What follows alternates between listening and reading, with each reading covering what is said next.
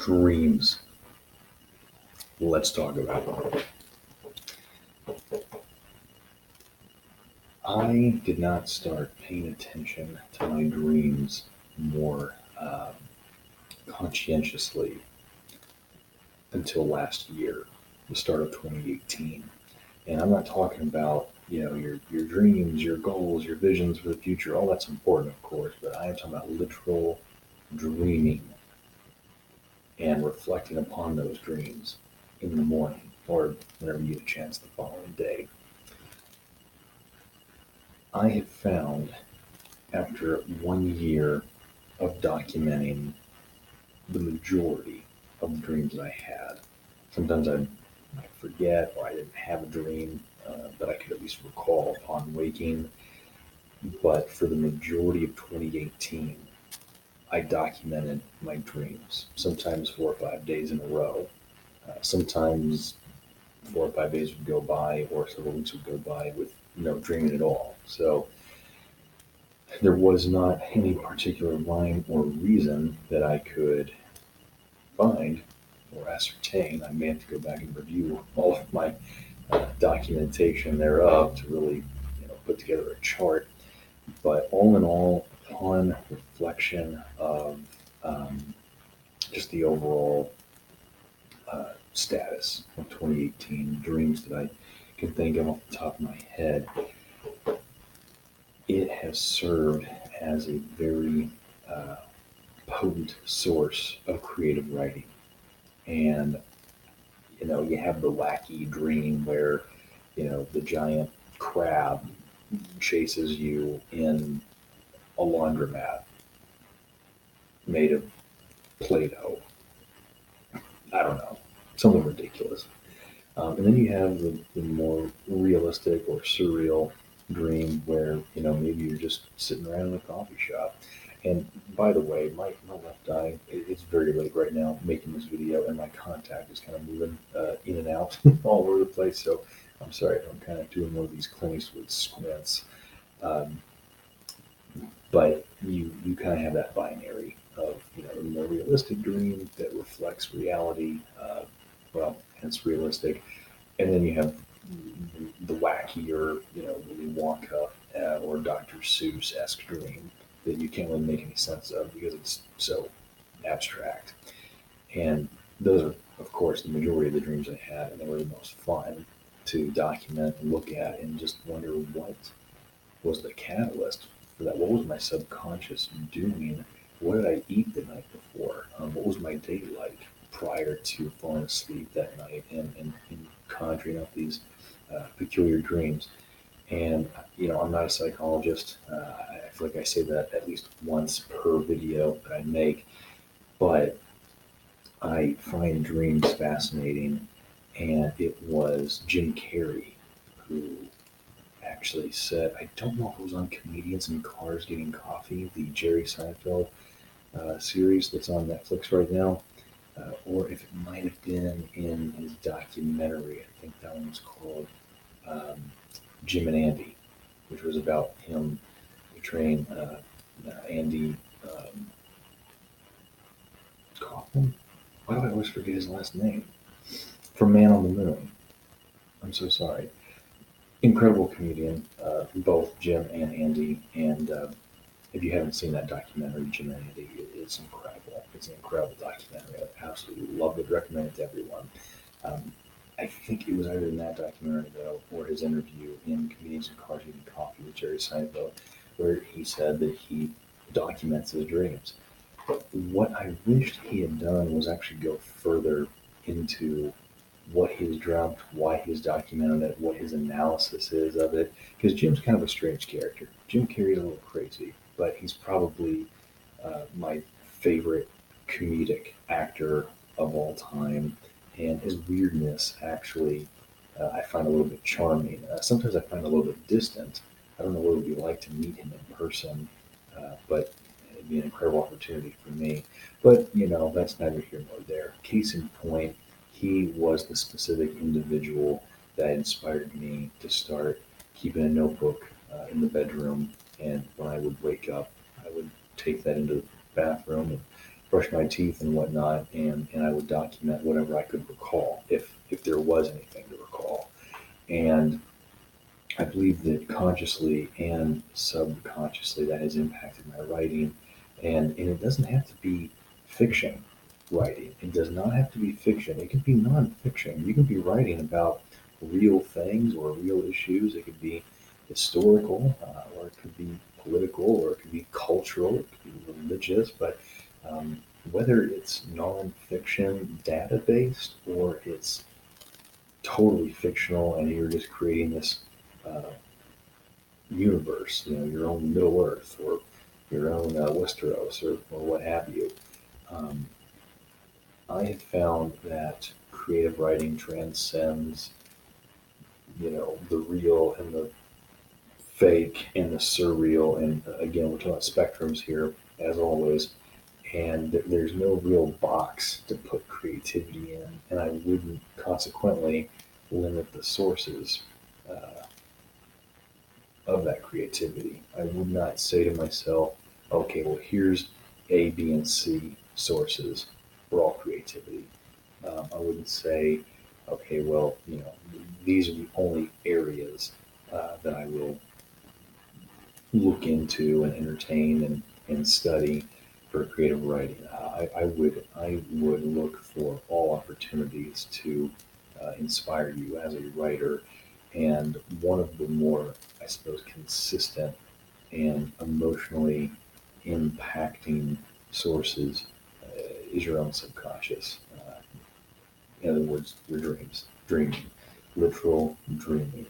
And what's really fun is to not only document the dream, but either then and there, or even if it's a few weeks later, or a few months later, or a year later, to revisit it at some point and actually try to make sense of it, try to analyze it, try to see what could this possibly mean, and what is the point, what is the metaphor, what's the poetry here, what is my mind trying to tell me, which I know is a bizarre, I'm not trying to, maybe that'd be a multiple personality disorder, hearing voices in your head. But sometimes I think that the subconscious talks to you in your sleep because it can't really when you're awake because there's too much activity, and you can't really listen to it.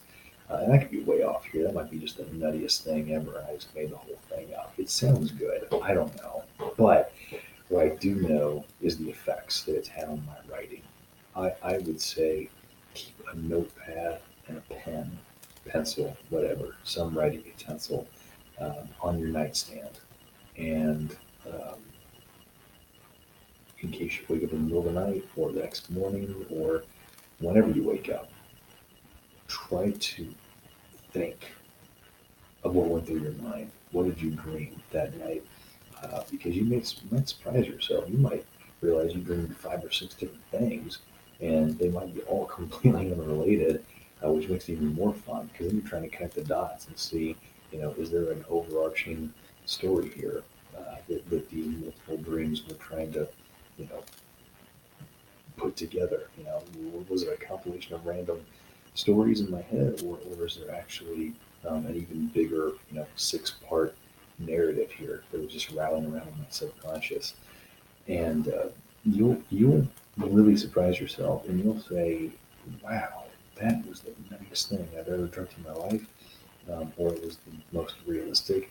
Some of them might actually frighten you with the connection, the emotional connection you have. There were some dreams I had that were really peculiar, and I'll share one with you. There's a ton I could share, but this was most recent, and we're in 2019, so this is part of my 2019 list now. I actually have them documented as PDFs um, on Google Drive. So if any hackers ever get into my Google Drive, there will be a lot of fodder to dig through for 2018 alone.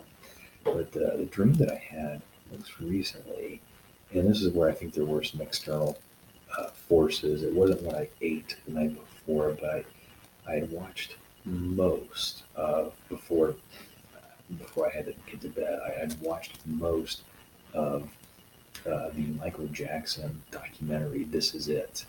And that's an incredible documentary. For those of you who haven't seen it, oh my gosh, you're talking about a man who had so much money, he didn't know what to do with it. And he was going to put on the biggest theatrical production for a concert tour I ever seen in my life. I mean, incredible stuff.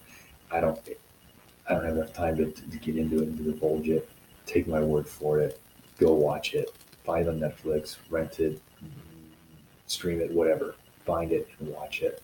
Um, Although I don't know how it ends. Well, I guess I sort of do, but how they actually end the film, I didn't see like the last 20 minutes, so I guess I should take my own advice and finish the movie.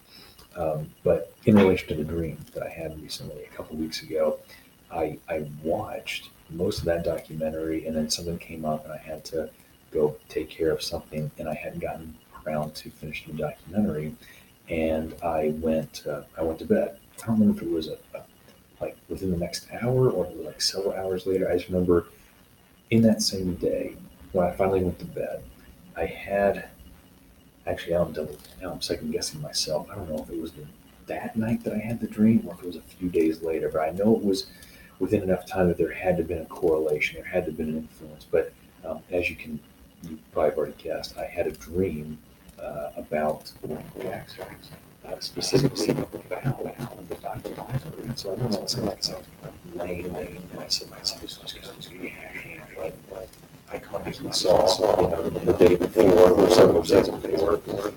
But what was interesting wasn't so much the dream, it was the most emotional that I had in it. I remember the dream, and it's going to sound really matter of fact and really probably uninspiring to you. But that's another thing. You, the dreamer, are going to have a connection with your dreams that no one else is going to have. And you're not going to even understand why you have the connection to the dream, except that you dreamt it.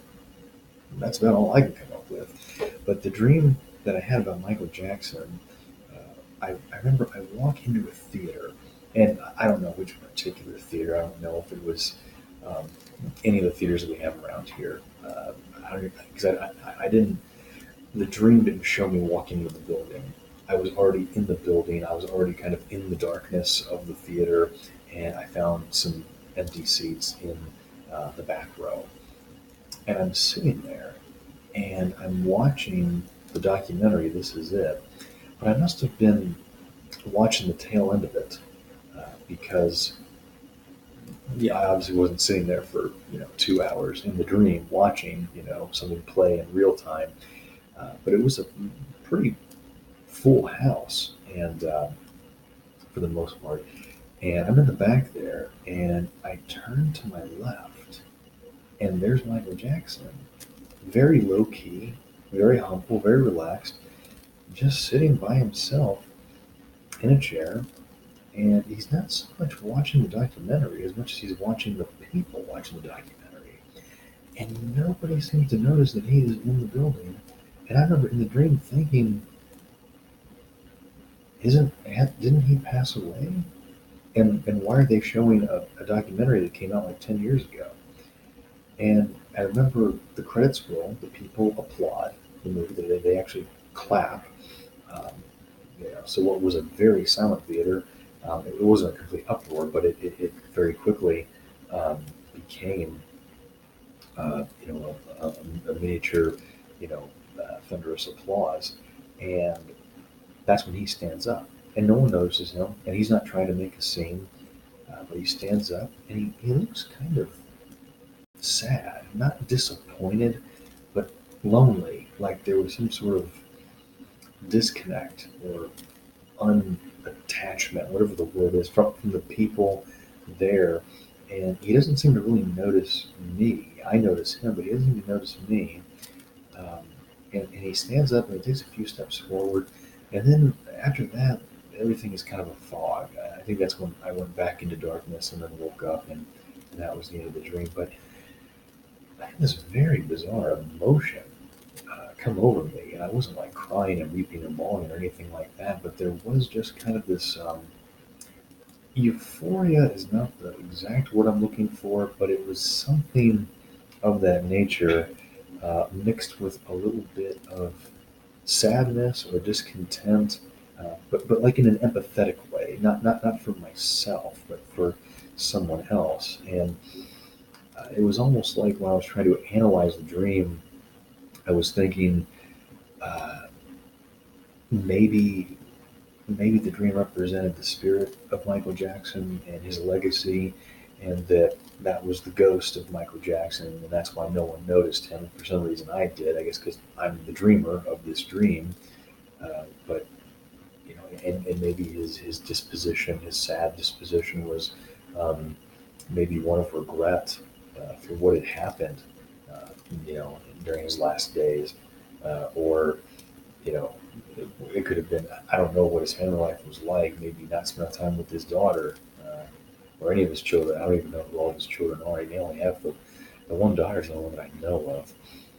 I don't know a whole lot about Michael Jackson, to be honest with you, other than his music. As far as his biography, I don't know a whole lot, but I do know that he has obviously an incredible legacy that's impacted many, many, many lives, and at least two generations, and or three. I can't keep up with generations either, or their categories, but it just seemed like that dream was a matter of him uh, watching people, and I don't think it was so much hoping that they enjoyed the movie, as much as that he saw them connect with his legacy, that actually impacted people, that it changed lives, and that his sad disposition was more a matter of his lack of certainty that he had accomplished that. And that's something that I can really relate to. I think most people probably, especially men, can relate to it. And I don't know, maybe some psychiatrists can give you a rundown on how that correlates to, some sort of evolutionary process that dates back to a primordial time when there was all, caveman ego, blah, blah, blah. I don't know. I'm just kind of rambling on at this point about that. Um, but with men, I think that legacy is a very important thing. And so when it comes to writing, I don't know if there's too much of a distinction between you know the expectations that a writer has, male or female. I think a writer might just be a writer. Um, then again, that might be a naive thing to say, because I'm sure that gender probably has some sort of effect on the style and the interests of the individual writer. Um, but when it comes to, I guess, the existential, crisis of it all, I think that probably impacts the men more. Not that it doesn't affect women, but I think men have much more concern with being uncertain of what sort of legacy they'll leave behind to immortalize themselves in this life, not just the hereafter, whatever that may be. Um, but the dream, still, just talking about it right now, uh, there's still kind of this ethereal, immaterial, soulish connection that I feel with it. Um, and I know on the surface it's not anything of particular interest to anybody, except in myself, again, being the dreamer of the dream. But upon reviewing it and analyzing it and just trying to put some sort of logic or reasoning into it, um, I, I really felt something. And so I write. And it doesn't mean I'm going to write another, a song that's, about Michael Jackson. I mean, I could just write something as simple as a poem or another chapter in my book that I'm working on right now on how to teach others how to write, the principles of quality writing. Um, but again, whether it was fiction or non-fiction, no matter what the topic, I don't care if it was a song, a poem, a scrap piece of paper that you just, you know, threw your thoughts on there, a diary note, whatever, um, drawing from that dream, I know affected my emotions that day. And the emotions, the passions, all that's connected, with the soul aspect, not the physical body and not the uh, intellect as much. That's more of the emotional side of the individual, to my understanding. And that is what really, I think, drives the artist to what he or she does, whether it's in music or, you know, carving some sort of, statue out of marble, whether it's writing a story, whether it's teaching something, making a how-to video. I think that the creative spark is emotionally induced, not necessarily intellectually. Though intellect definitely plays a part in it. And I think that dreams, because there's probably more of an emotional connection than an intellectual one, um, that as you begin to analyze and deconstruct the dream, it starts to create even more of an emotional connection. Because now, as you're making sense out of it, you're starting to find a way to apply the dream. And that way, it's not just some silly thing you thought of while you were slumbering the night before. Now, there's actually purpose given to it. And then in turn, that leads to, I think, more dreams that you're doing more. I mean, you're going to dream regardless, but the effect it has on what you dream, how you dream, why you dream, that's probably a whole other question that, I wouldn't begin to capably explain or understand. But bottom line is, you want to look for as many sources as possible to spark that creativity, to find that inspiration. And I think dreams are just an incredible way to do that. Um, I would implore you to keep the paper, keep the notepad by the bedside, and commit to documenting at least one dream a week. Because every 7 days, you're going to average one dream, and I think they're all worth documenting. But make that commitment, just one dream a week. That's 52 dreams in a year. You'll be amazed at what you discover about yourself.